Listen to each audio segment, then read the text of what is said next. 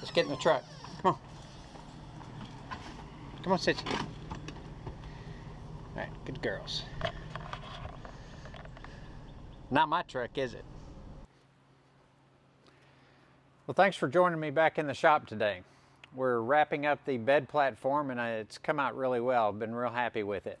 It's a true multi-function device for the van. It's serving a lot of purposes. You know, the primary purpose obviously is to hold the bed up, but it serves as the main storage area for the van. We've got a large pull-out drawer that we access from outside, and this is 3 feet by 2 feet by 16 inches deep, so that's fairly massive. We've got some shelving area over there to store the camp tables, chairs, things like that.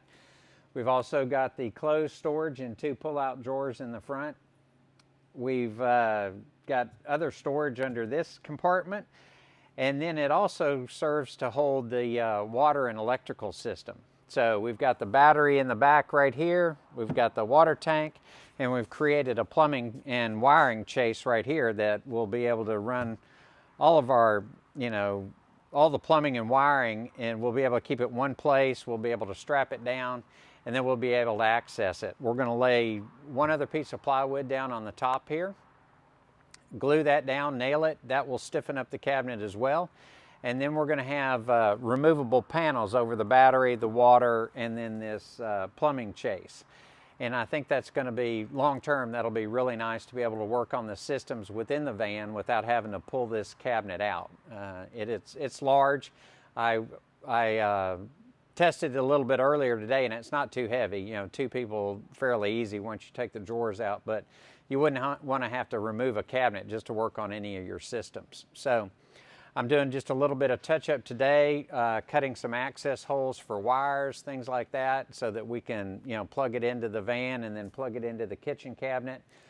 I'll add a few stiffeners on a couple of the panels where I'm going to have some removable access, and then we'll show you, some of the construction details, how we built the drawers. I'll show you a little bit of close-ups on how they are, how the drawer slides are in here and mounted, but all in all, real happy with it. I think Bev's going to be happy with it. So we'll get to it today, show you a little bit how we put this together, and keep going.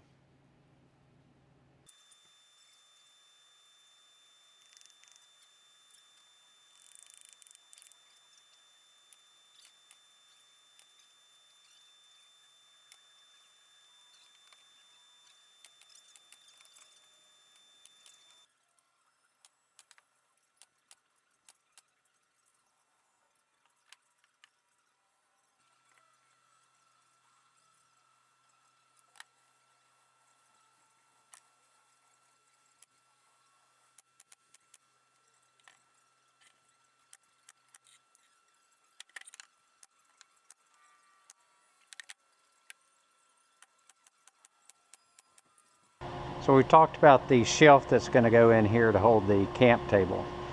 I've already installed a few of the cleats here on the sides. I'm going to install the one on the back. And the glue that I'm using, yes, it's Gorilla Glue, but that's not the important part. I think it's a polyurethane glue.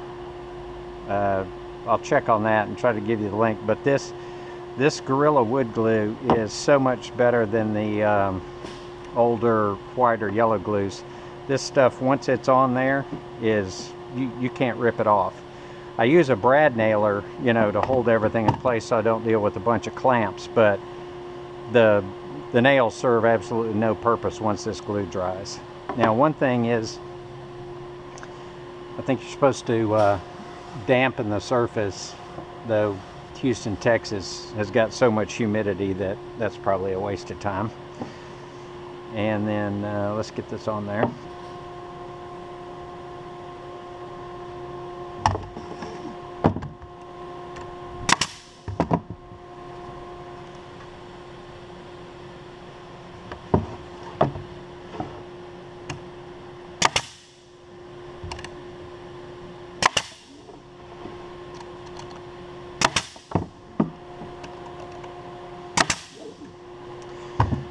So here's the shelf.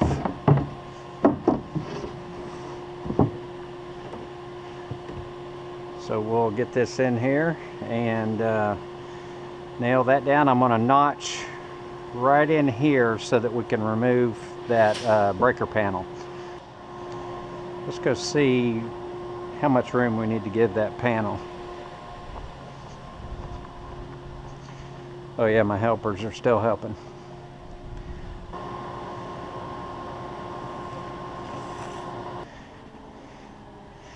If you're wondering what all these little dimples are right here, squares go out of square all the time. So you want to draw a line, flip it over,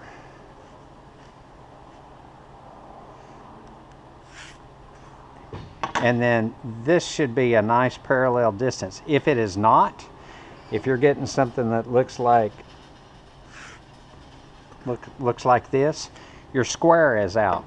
And one way, if you need to open it up, you take a punch right here, and this one took a lot. This one was out of whack. You can, this will open it up. If you need to close it up, you have to put all your punches out here. None of this makes any difference at all in the functionality of the shelf or anything. I know I spend way too much time worrying about what things look like, or I sand places that don't need to be sanded, and everything else, but that's who I am. So good thing I don't work by the hour. All right, let's cut this out.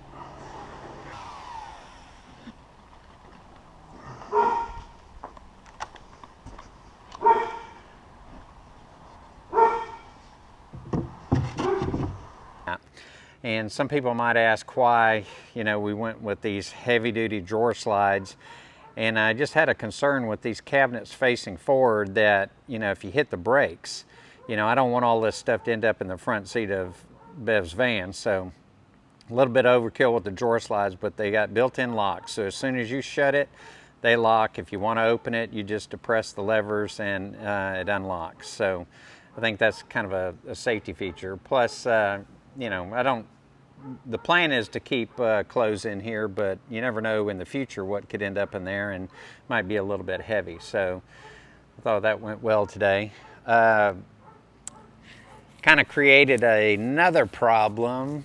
My dogs are spoiled, and they're used to riding out to the shop with me, and then they spend the day lounging in my truck. So I drove Beverly's van today, and Sissy in the blue collar and Hannah in the pink collar have decided that, well, her van works just as well as my truck does. So there you go.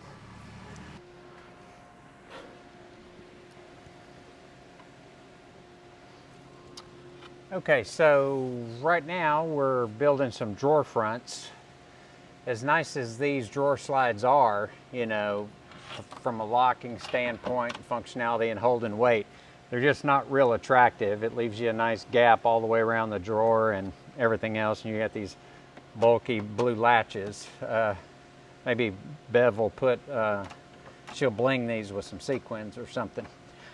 But what we're going to do is, I've already got one drawer front on the bottom to try to close up some of this gap, and here's the upper one. And that will really clean up the look of these cabinets right here. I think she's probably going to want a paint finish on the inside. We'll check. The kitchen cabinet's going to be here, so there'll be a little strip right there that we'll paint or deal with right there. But these are the drawer fronts. It's got a nice radiused edge. You do have to notch around the hardware. If somebody's got a better idea how to do that so that I don't see it, send me a picture, because I want to do something different. Vans and carpentry is all about stealing other people's ideas, so no shame in that. So I think these came out good. The drawers are nice and flush. When I mount these, I'll screw from the back of the drawer, and so I'll be able to get the good reveal between everything. If you don't like the way it looks, you can just unscrew that screw, move it a little bit until you're happy with it. And I'll also get these flush. I think this bottom one's going to need one wash or so to push that out. This is pretty much perfect on this side. So that's where we are. So here's the large rear drawer that you're going to access from the tailgate or the back door of the truck. So full extension drawer slide, nice and big, locks in and out. And one neat feature here on this one, we may have mentioned the idea of the dedicated solar panel holder, and there it is. So it's nice and flush, fits in here well. It's real happy with this. So I think that was a really neat construction detail, the way that came out.